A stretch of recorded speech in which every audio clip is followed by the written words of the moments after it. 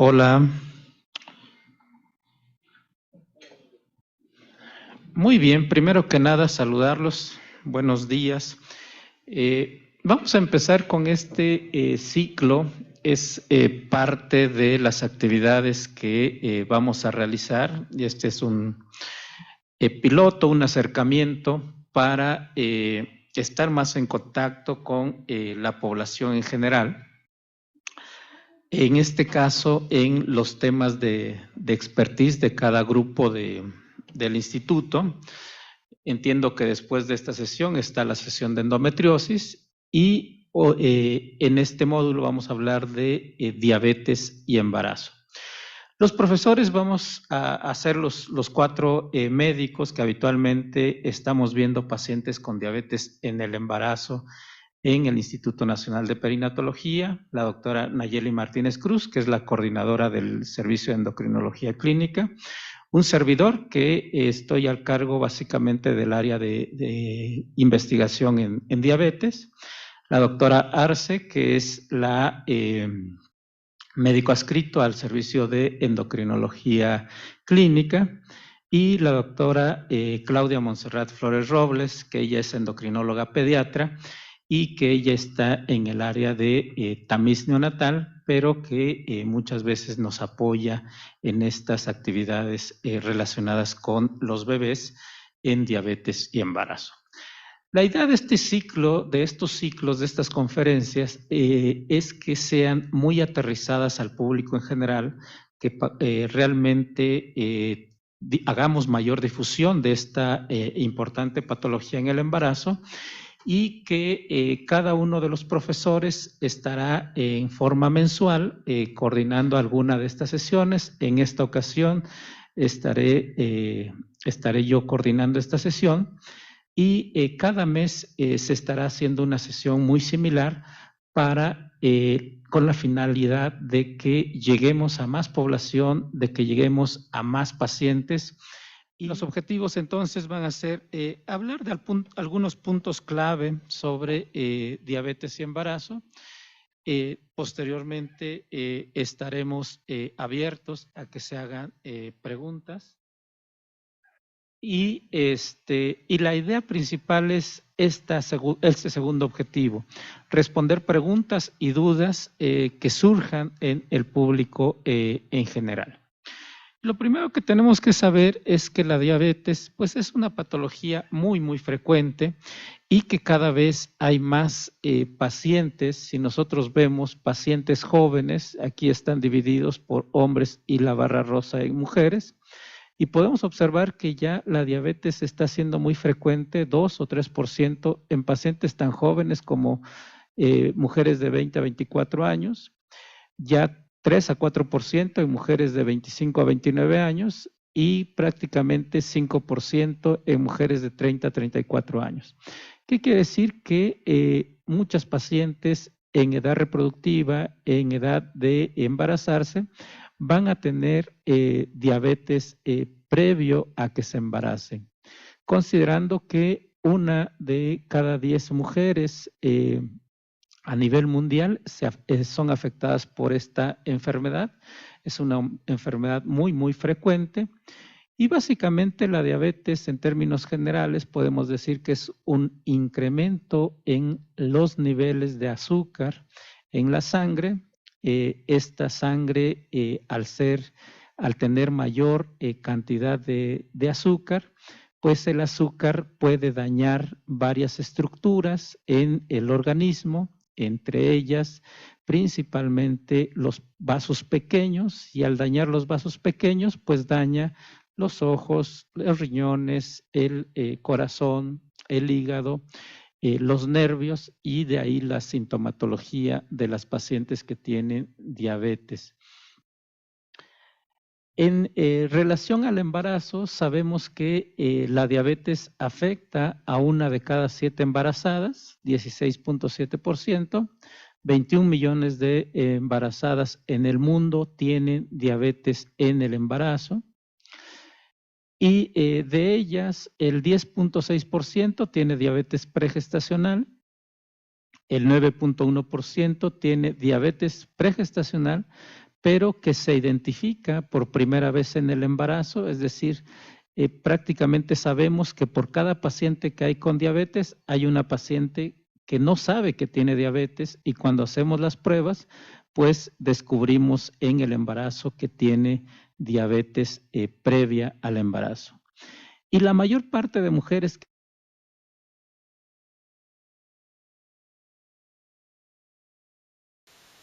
van al baño cada vez más seguido, entonces no podemos distinguir si es por el embarazo o es porque tiene una diabetes con altos niveles de glucosa. También los otros datos que pudiera dar que pudiera ser un síntoma de diabetes es que se sienten muy cansadas o que tienen mucha hambre. Pero en general todas las embarazadas se sienten muy cansadas y tienen mucha hambre. Entonces, en términos generales, no hay un síntoma que podamos decir este síntoma de diabetes en el embarazo. Por lo tanto, necesitamos forzosamente hacer pruebas de sangre, que es la única forma en la que nosotros podemos distinguir si una mujer embarazada tiene o no tiene diabetes. Lo que hacemos es entonces tomar muestras de sangre para poder determinar si tiene o no tiene diabetes.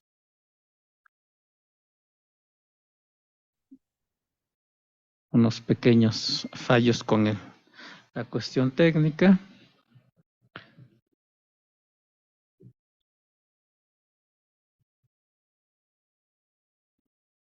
Listo, ya estamos de regreso, yo creo. Entonces les decía que no hay síntomas específicos de diabetes en el embarazo y es necesario entonces hacer pruebas para saber si, si se tiene o no se tiene diabetes en el embarazo. ¿Qué pruebas tenemos que hacer? Pues básicamente esa prueba tan molesta que seguramente ya algunas pacientes se lo han hecho, que es la famosa curva de tolerancia a la glucosa, que consiste básicamente en que la paciente tiene que llegar al laboratorio en ayunas, se le da un líquido, una solución muy azucarada, que tiene 75 gramos de glucosa y por eso es muy azucarada, y se lo tienen que tomar en un lapso de 1 o 2 minutos.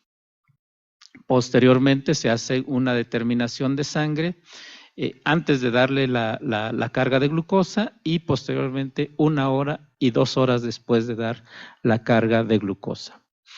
En aquellas pacientes que ya tienen diabetes y llegan embarazadas, pero no sabían que tenían diabetes, utilizamos los mismos criterios para decir que tiene diabetes en el embarazo cuando el resultado de esa medición de glucosa es mayor de 126, decimos que tiene diabetes en el embarazo, o cuando en la curva de tolerancia tiene más de 200 miligramos a las 2 horas, decimos que tiene diabetes. Y hay otra prueba que podemos hacer que se llama hemoglobina glucosilada y cuando esta es mayor de 6.5, decimos que tiene diabetes que no se había identificado previo al embarazo. ¿Por qué? Porque la mayoría de pacientes pues no se hacen pruebas antes de embarazarse y se hacen las primeras pruebas cuando están embarazadas. La principal causa de esta diabetes, ya sea fuera del embarazo y más durante el embarazo, es algo que se llama resistencia a la insulina. Esta resistencia a la insulina ocurre cuando el páncreas detecta que hay mucha azúcar, produce más insulina, pero esta glucosa o este azúcar, ¿para qué nos sirve? Nos sirve para que todas las células del organismo trabajen, para que todos los órganos trabajen, para dar un paso, para respirar, para pensar. Para todo ocupamos glucosa, ocupamos energía. La glucosa o el azúcar es la principal fuente de energía y todas las células, ya sea el cerebro, nuestras manos, los ojos, las piernas, todo ocupa energía. Para que esta azúcar o esta glucosa se transforme en energía, es necesario que nosotros la consumamos, llegue a nuestro organismo y en el estómago pase a la sangre y desde la sangre ingrese a cada uno de los órganos, ya sea el músculo, ya sea el pulmón, ya sea el cerebro. Y una vez que ingresa, se utiliza como energía y evidentemente esto es un continuo. Nosotros requerimos, nuestro organismo pide que ingresemos y que comamos energía, la utilizan nuestras células y una vez que la utilizan, hay ciertos efectos en los tejidos. Sin embargo, en la diabetes, la encargada de que ingrese esta glucosa o este azúcar a cada una de las células, ya sea del músculo, del hígado, del tejido adiposo, del cerebro, es, digamos, un compañerito que se une a las células y que se llama insulina. Una vez que la insulina llega a la célula, toca la puerta y abre la puerta para que la glucosa ingrese. Sin embargo, cuando hay diabetes, digamos que la insulina, que es la llave, se atora y entonces no se abre la puerta. Entonces se queda la insulina o la llave para abrir el paso de la glucosa, la puerta de la glucosa se queda atorada y entonces no pasa la glucosa a los tejidos. Y entonces los tejidos, ¿qué hacen? Pues obtienen energía de otras fuentes, en este caso de grasas y de proteínas. Pero la glucosa que debería de entrar se incrementa en la sangre y esta glucosa incrementada en la sangre es lo que causa todos los efectos malos, en este caso, en una paciente con diabetes, ¿no? Este incremento de glucosa sí pasa, no necesita llave para pasar la placenta, en el caso del embarazo pasa directo y el feto, que no tiene ningún problema, aumenta la producción de la insulina, que es la llave para que ingrese esta glucosa a sus tejidos y entonces el feto empieza a crecer mucho y a esto le llamamos bebés macrosómicos o bebés grandes para edad gestacional, que es la principal complicación de los bebés que están expuestos a diabetes en el embarazo. ¿Y qué es lo que causa esta resistencia a la insulina? Este hecho de que la llave que abre la puerta para que ingrese la glucosa a los tejidos, pues básicamente es algunas alteraciones en los genes, algunas alteraciones genéticas derivadas de nuestro grupo étnico, los hispanos tenemos esa predisposición para tener diabetes. El hecho de no hacer ejercicio, el hecho de tener sobrepeso u obesidad.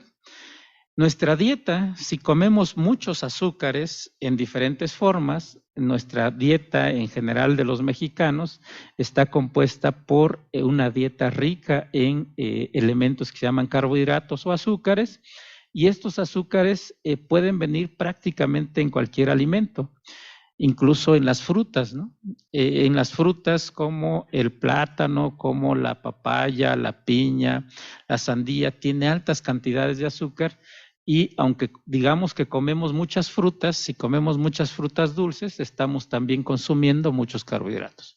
Pero no solo es el azúcar que le echamos al café o el azúcar que le ponemos al té o al atole, sino que esos azúcares también vienen, por ejemplo, en el pan. Un bolillo tiene una gran cantidad de azúcar, un pan dulce pues tiene más cantidad de azúcar, la tortilla tiene también cantidades importantes de azúcar, y esta dieta que contiene mucho pan,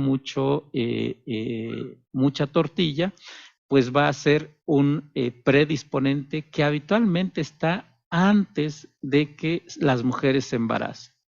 Algunas enfermedades como el síndrome de ovario poliquístico, la hipertensión, también son elementos que aumentan esta resistencia a la insulina.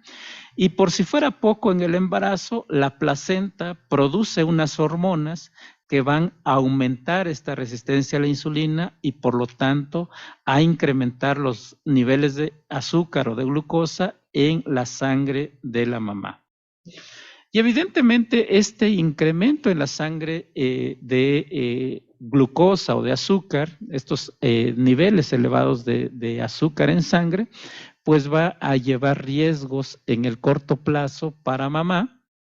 En la mamá pues va a hacer que hacia los últimos 3 meses del embarazo aumente mucho la presión arterial, y esto lo conocemos nosotros en términos médicos como preeclampsia.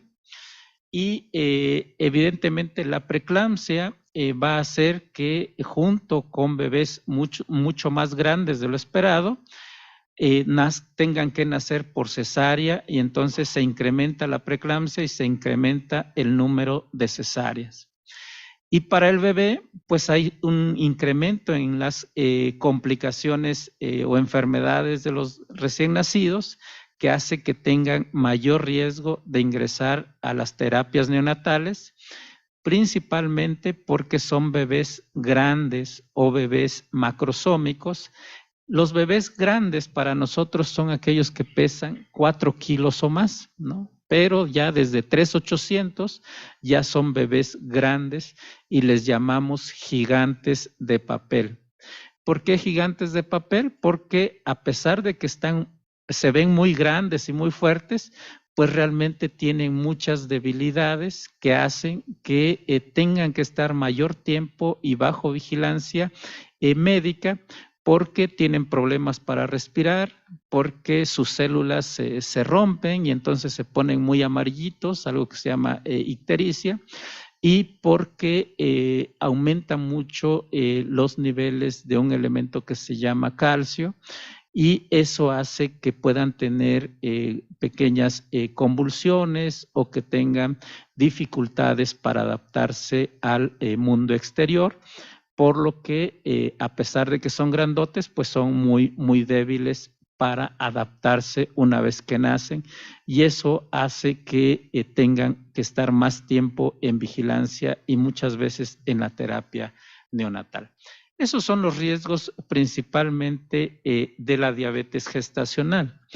Pero la diabetes pregestacional pues se va a asociar con más riesgo de pérdidas, más riesgo de abortos en los primeros meses, más riesgo de malformaciones congénitas, principalmente malformaciones del corazón, y conforme van creciendo pues hay más riesgo en bebés que están expuestos de mamás con diabetes pregestacional, es decir, antes de embarazarse ya sabían que tenían diabetes, pues va a haber mayor riesgo de que el bebé fallezca, mayor riesgo de muerte fetal, mayor riesgo de macrosómicos, mayor riesgo de complicaciones neonatales que les acabo de explicar.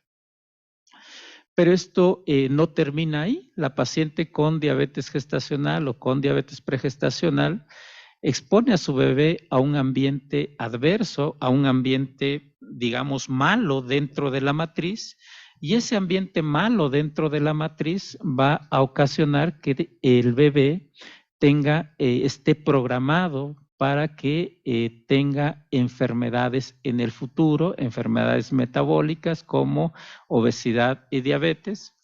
Es muy frecuente ver a hijos de mujeres con diabetes que tienen ya obesidad en la infancia, es decir, de 2, 3 años ya tienen obesidad, y en la etapa escolar también.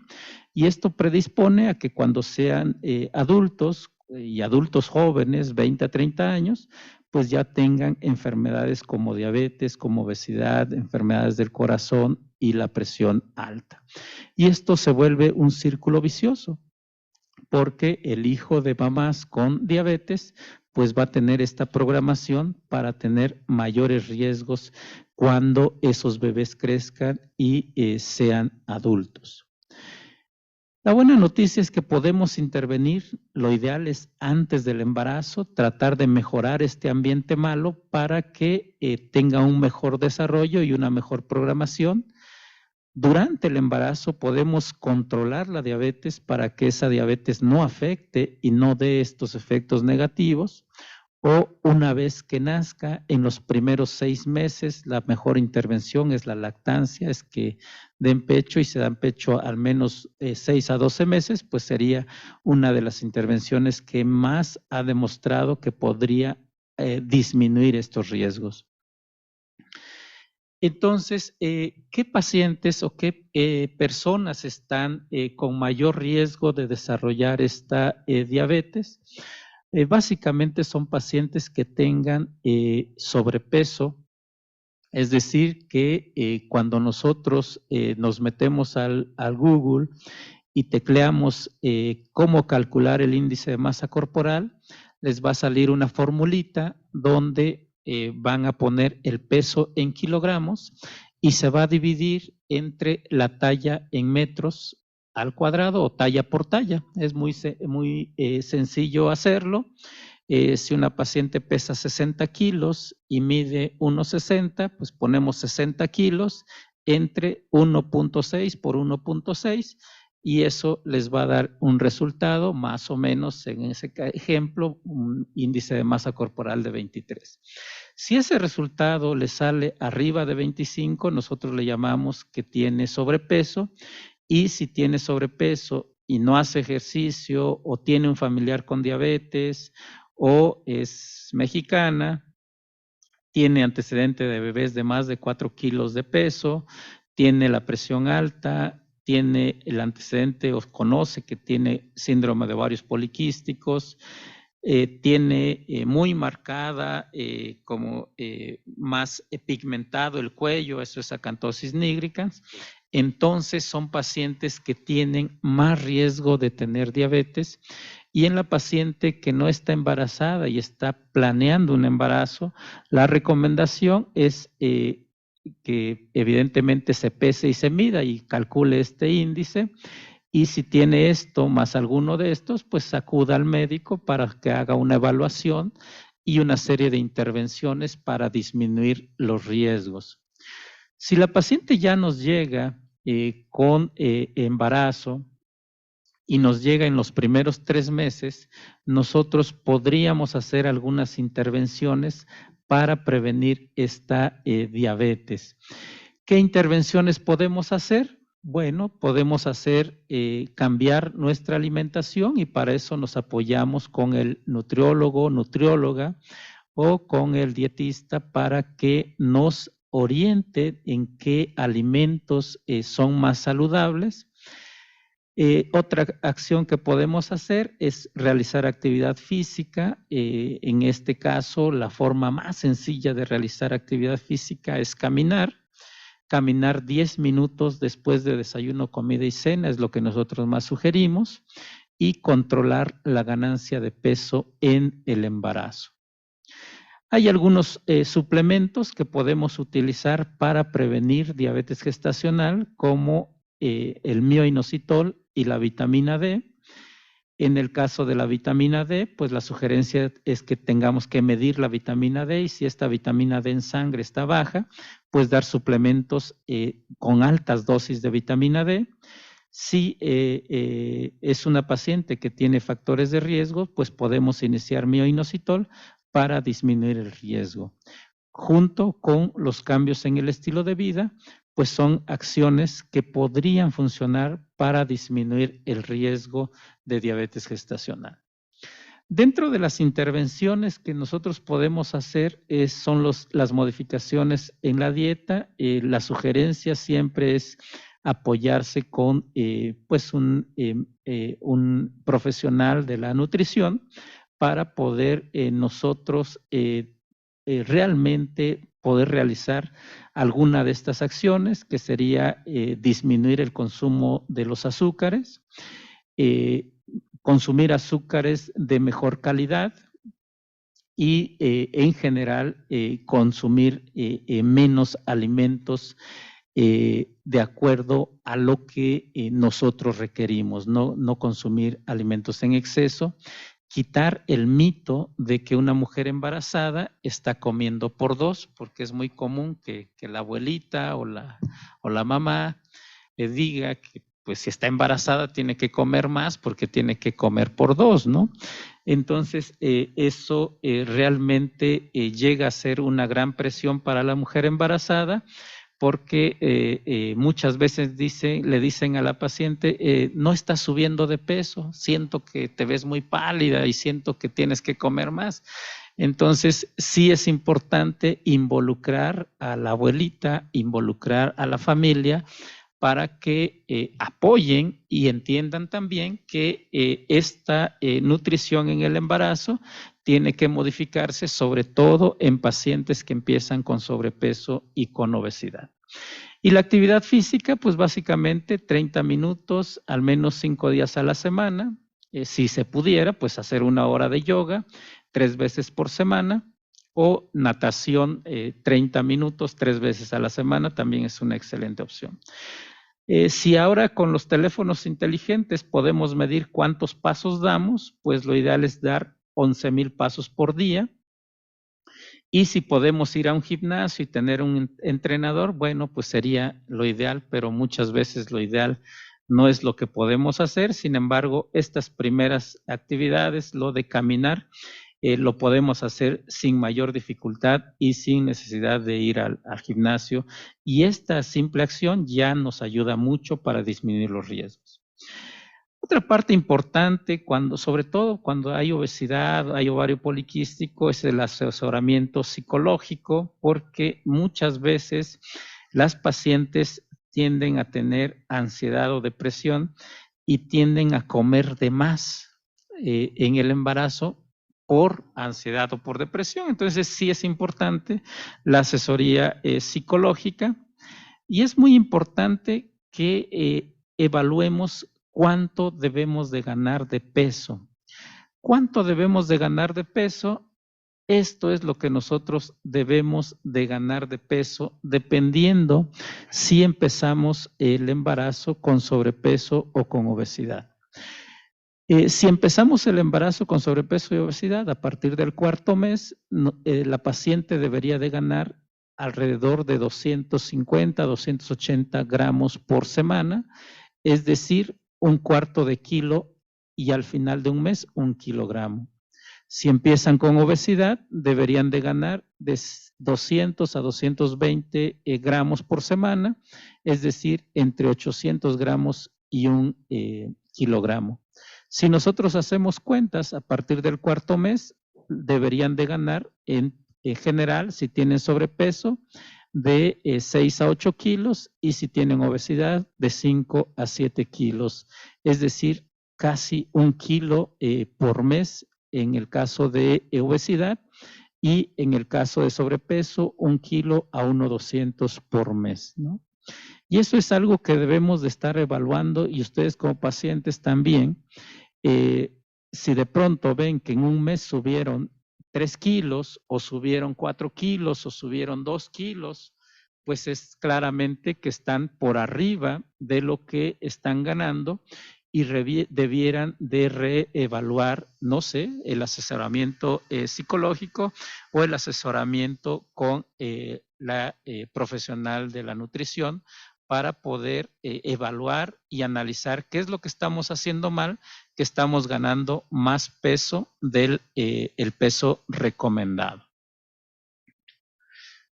¿Cómo entonces hacemos el diagnóstico de diabetes en el instituto? Nosotros a todas las pacientes le hacemos una curva desde la primer consulta de embarazo, y el diagnóstico de diabetes gestacional se establece en nuestra institución cuando tenemos 2 valores alterados en la curva de tolerancia, o establecemos el diagnóstico de diabetes pregestacional cuando, les decía, tenemos el azúcar en las mañanas en ayuno mayor o igual a 126, o a las 2 horas mayor o igual a 200.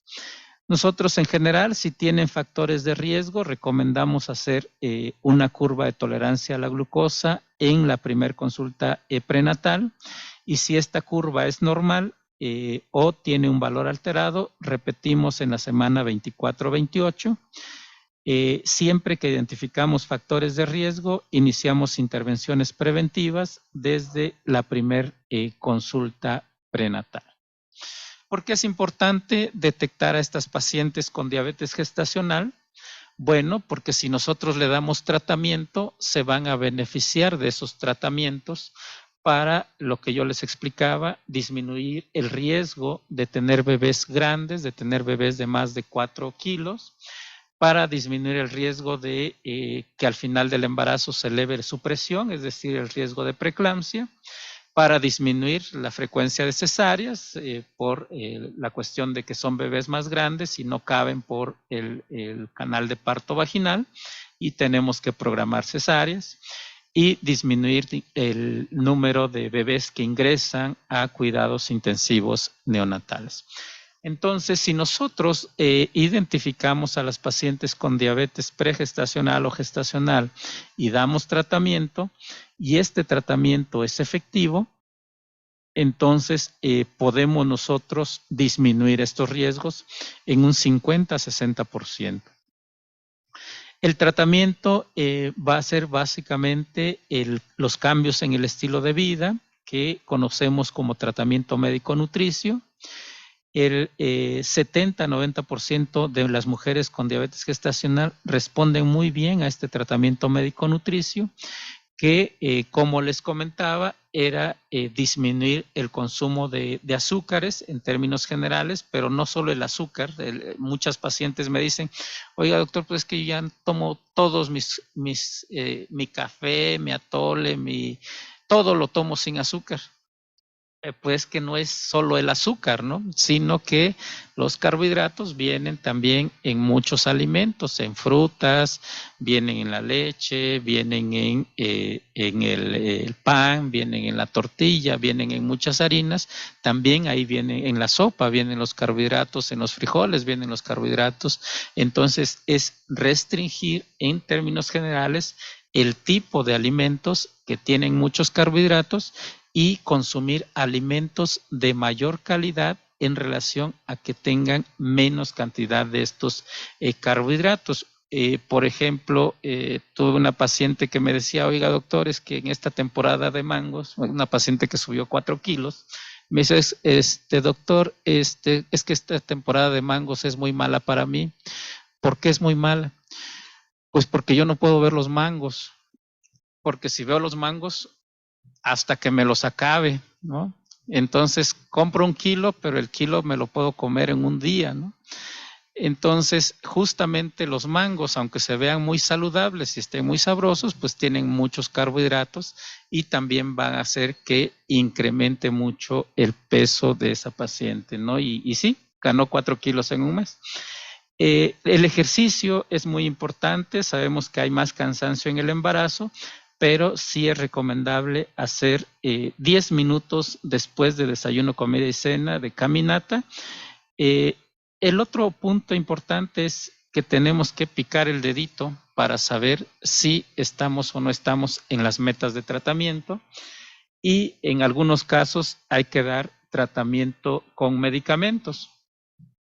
Esto nosotros lo tenemos ya en pacientes que están detectadas con diabetes en un programa que se ejecuta pues todos los viernes en el quinto piso, en el quinto piso en el área de hospitalización.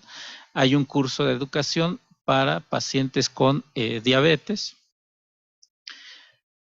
¿Y cuáles son estas metas de control? ¿Para qué les picamos el dedito? Para saber en qué nivel están ese nivel de azúcar. Antes de alimentos debe estar entre 70 y 95 y 1 hora después entre 110 y 140. Si logramos esa meta, logramos prevenir las complicaciones asociadas a la diabetes.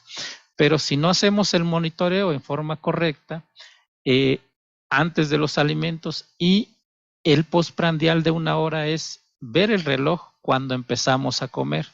Desde el primer bocado y a partir de ahí esperar 1 hora y a la hora volver a hacer la determinación.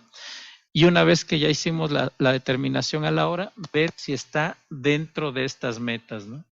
Si está antes de los alimentos entre 70 y 95 y después de los alimentos entre 110 y 140, podemos decir que esta paciente está en control y que difícilmente se va a complicar. Pero si cuando hacemos estas mediciones en los deditos está fuera de metas de control y si nosotros evaluamos 2 semanas y tienen más del 20% fuera de metas, entonces agregamos, en la mayoría de pacientes podemos utilizar la metformina, que son tabletas, y en algunos casos usamos insulinas, que serían insulinas inyectables. En el caso de diabetes gestacional, en nuestra experiencia, el 90% de las pacientes que no están en metas requieren solo metformina y un 10% metformina más insulina. En el caso de pacientes con diabetes previa al embarazo, el 90% de ellas requiere insulinas y en muchas de ellas asociamos insulina con metformina. Nosotros también le proporcionamos a estas pacientes una guía de práctica para la aplicación de esta insulina con las diferentes formas de insulina que tenemos en el mercado y que pueden conseguir nuestras pacientes. Nosotros las asesoramos sobre los efectos de esta insulina y de cómo administrar esta insulina. Y finalmente, una vez que ya se resuelve el embarazo, nosotros tenemos que hacer algo que se llama reclasificación 6 a 12 semanas después del parto. Después de que nació el bebé, tenemos que citarla 6 a 12 semanas después para saber, yo les decía, la diabetes gestacional normalmente ocurre solo en el embarazo y después del embarazo desaparece.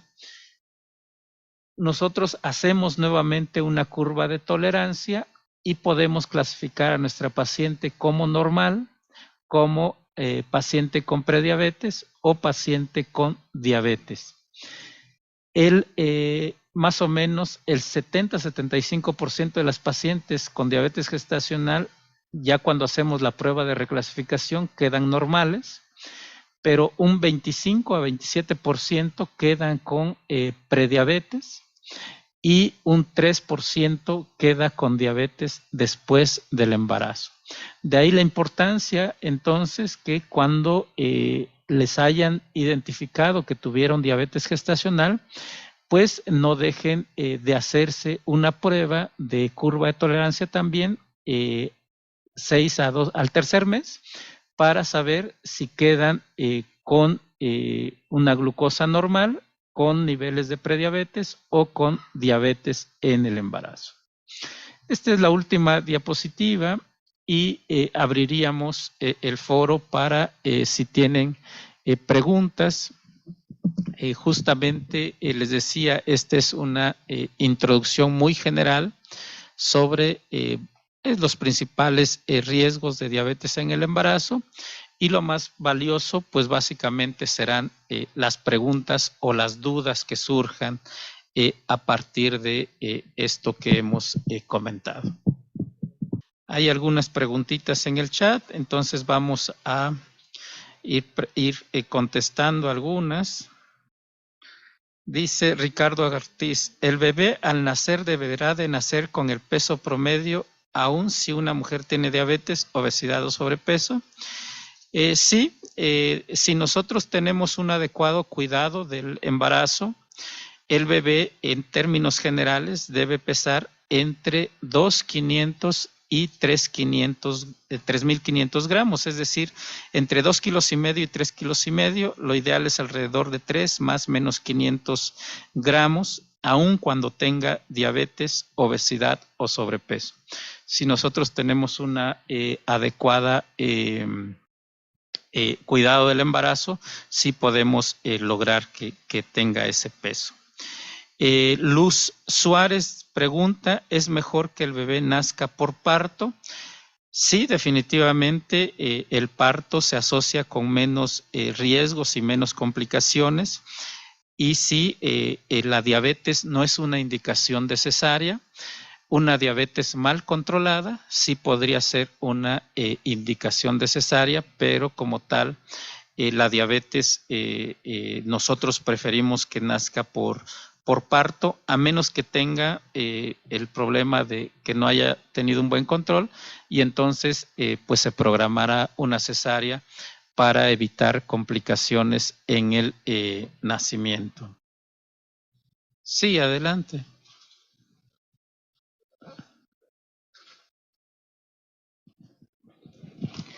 Buenos días, doctor. Mi pregunta es, si yo ya soy paciente diagnosticada con diabetes mellitus tipo 2, después del parto, ¿cuáles son los valores normales o que los valores en los que tendré que estar para considerar que pues no hay ninguna alteración? Ya.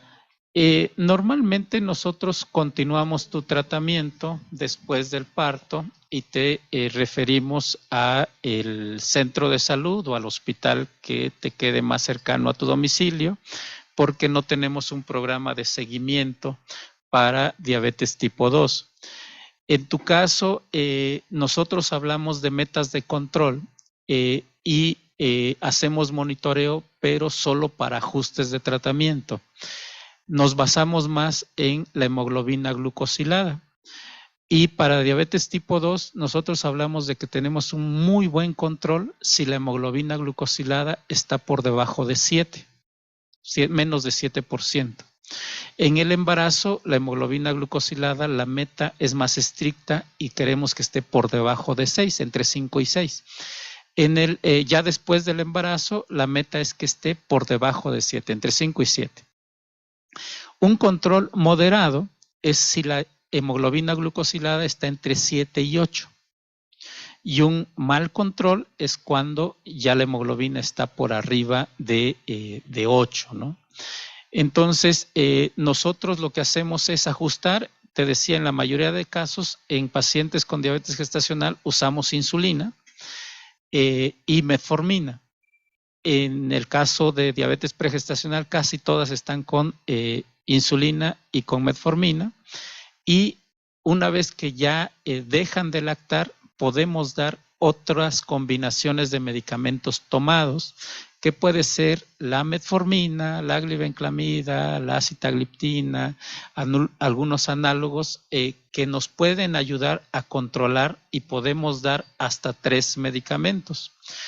Si con esos 3 medicamentos no logramos llevarte a una hemoglobina por debajo de 7, entonces sí va a ser necesario agregar insulina.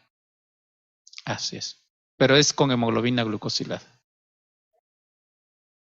No sé si exista alguna otra pregunta. No sé si hubo alguna otra pregunta en el chat.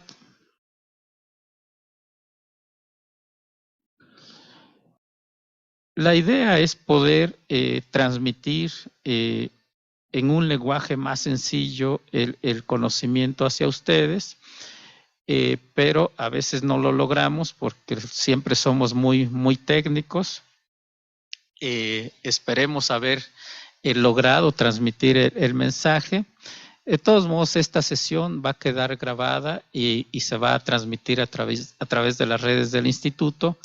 Y cada mes estaremos haciendo una sesión en relación a diabetes y embarazo con los diferentes profesores que estaremos ya incorporando para puntos mucho más específicos, pero siempre tocando estos puntos generales para ir aclarando dudas y que pues todo el público tenga acceso a esta información de forma más digerida.